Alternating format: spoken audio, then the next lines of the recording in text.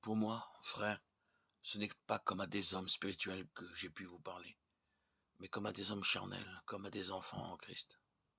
Je vous ai donné du lait, non de la nourriture solide, car vous ne pouviez pas la supporter.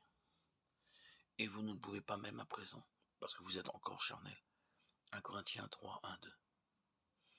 Le chrétien charnel ne grandit pas, il reste enfant en Christ. Les chrétiens de l'église de Corinthe auraient dû être des adultes capables de prendre une nourriture solide. Mais ils étaient restés des enfants débiles qui ne supportaient que du lait. Ils n'avaient ni la stature ni la force qui convenait à leur âge. Avec quel bonheur des parents accueillent un nouveau-né. Mais si l'enfant ne se développe pas normalement, si son cerveau ou son corps restent ceux d'un bébé, quelle douleur inexprimable pour eux.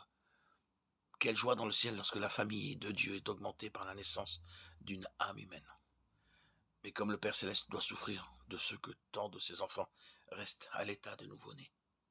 Chers amis, êtes-vous encore en enfant spirituel ou êtes-vous devenu adulte? Pour répondre à cette question, il faut savoir d'abord ce qui caractérise un bébé.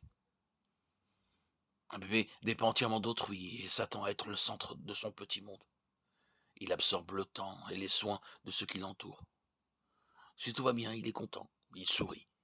Mais si on refuse d'accéder au moindre de ses désirs, il a tôt fait de protester. Ces caractéristiques se retrouvent chez le chrétien charnel. Dans Hébreux 5, 12, 14, Dieu nous montre que le chrétien charnel vit aux dépens de ses frères. Il devrait être capable d'enseigner, mais il a encore besoin qu'on lui enseigne les premiers rudiments des oracles de Dieu.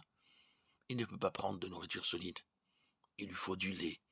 Il est incapable de comprendre les choses profondes de Dieu et ne peut pas par conséquent en faire part à autrui.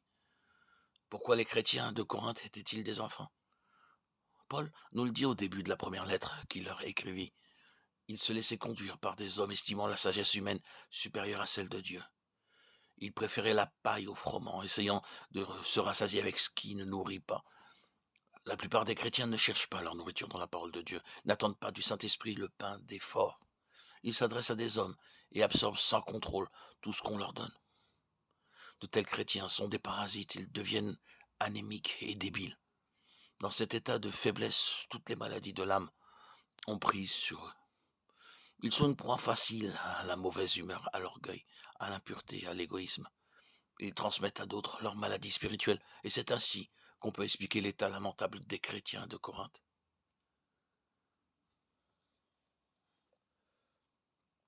Êtes-vous un enfant qui dépend de ses frères ou un chrétien adulte que Dieu peut employer à son service?